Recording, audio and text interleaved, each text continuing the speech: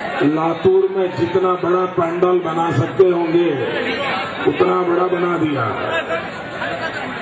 उसके बावजूद भी ये पंडाल छोटा पड़ गया। काफी लोग वहां धूप में खड़े हैं, धूप में तप रहे हैं। आप लोगों को जो कष्ट हुआ है, आप लोगों को जो कष्ट हुआ है, इसके लिए मैं पार्टी की तरफ से आपकी क्षमा चाहता हूं। लेकिन मैं आपको विश्वास दिलाता हूं, मैं आपको विश्वास दिलाता हूं, इस ताप में जो आप तप कर रहे हैं, उस तप को हम कभी भी बेकार नहीं जाने देंगे।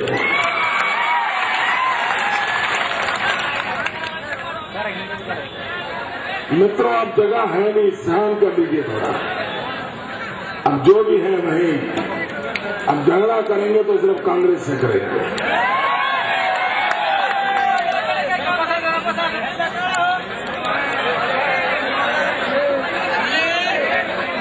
भाइयों बहनों,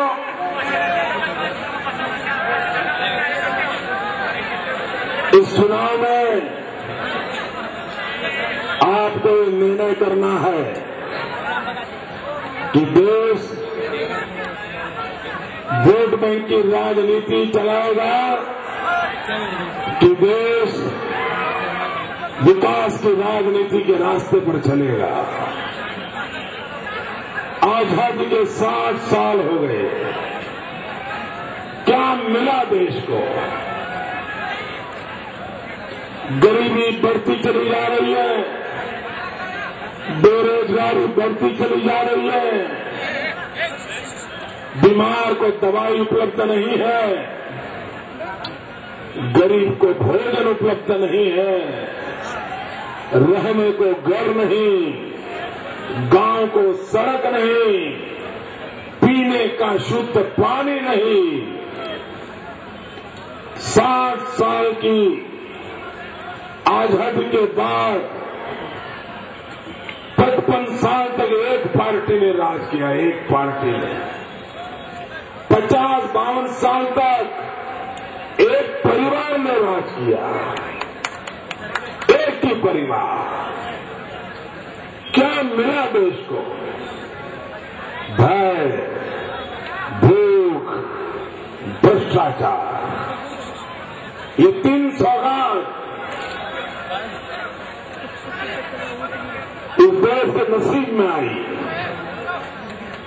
अगर आप भय से मुक्त होना चाहते हैं, अगर आप भूख से मुक्त होना चाहते हैं, अगर आप भ्रष्टाचार से मुक्त होना चाहते हैं, तो मेरे भाइयों बहनों, ये दिल्ली की सल्तनत को उखाड़ के फेंकना पड़ेगा।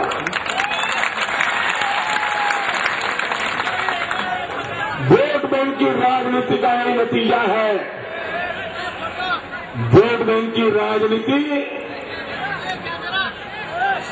देश का भला नहीं सोचती है, वे सिर्फ कुर्सी भक्ति में लीन रहते हैं, और जो कुर्सी भक्ति में लीन है वो देशभक्ति कभी कर नहीं सकते। इसलिए निर्णय आपको करना है कि हमें वोट बैंक की राजनीति आगे भी चलने देनी है कि विकास की राजनीति के रास्ते पर चलना है। वोट बैंक की राजनीति ने हिंदुस्तान को भीतर से खोखला कर दिया है। दीमक की तरह इस देश को वोट बैंक की राजनीति खा गई। भाइयों बहनों, इस चुनाव में आप निर्णय कीजिए, वोट बैंक की राजनीति को दफना देंगे, हमेशा हमेशा के लिए दफना देंगे। भाइयों बहनों, गुजरात आपके सामने उदाहरण है।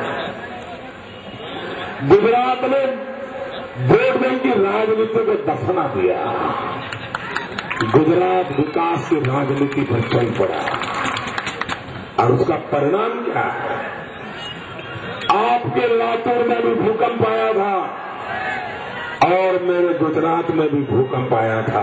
आइए बहनों, भूकंप लातूर में भी आया था, भूकंप गुजरात में भी आया है।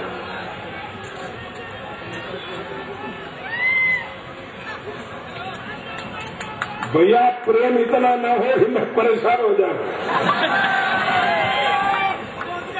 उतना ही प्रेम करे जिसे मैं पचा पाऊं, मेरी हजम करने की ताकत बढ़ने दो। भाई बहनों, भूकंप गुजरात में भी आया था, भूकंप लातूर में भी आया था। यहां पर भूकंप आए करीब करीब 14-15 साल हो गए होंगे। गुजरात में भूकंप आए 6 साल हो गए। मित्रों, मैं लातूर के मित्रों को निमंत्रण देता हूं, आप आइए और भूकंप के बाद गुजरात में क्या काम हुआ है और 14 साल के बाद भूकंप के बाद लातूर का क्या हाल है, दोनों को तराजू पर तोल दीजिए। मित्रों, कब तक बोलते रहेंगे भाई? मान लिया आगे बढ़ो, कब तक बोलते रहेंगे? आप भाषण सुनने को तैयार नहीं है क्या? ठीक है, अपने नारे समाप्त करो, फिर मैं बोलता हूं। अब नारे पूरे कर दो।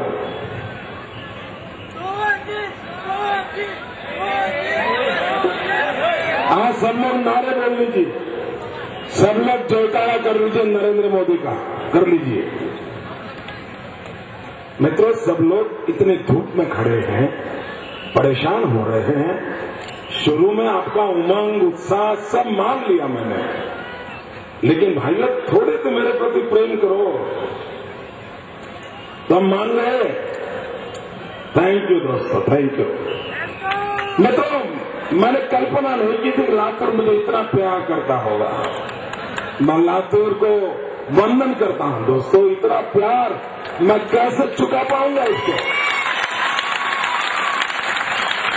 मैंने सोचा तक नहीं था भैया। और मैं आपके प्यार को,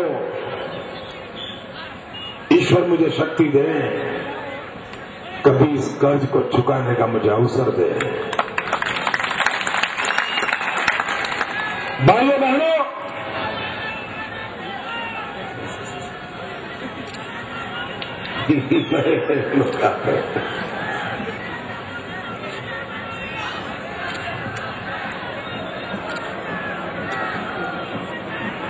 इतना उमंग है,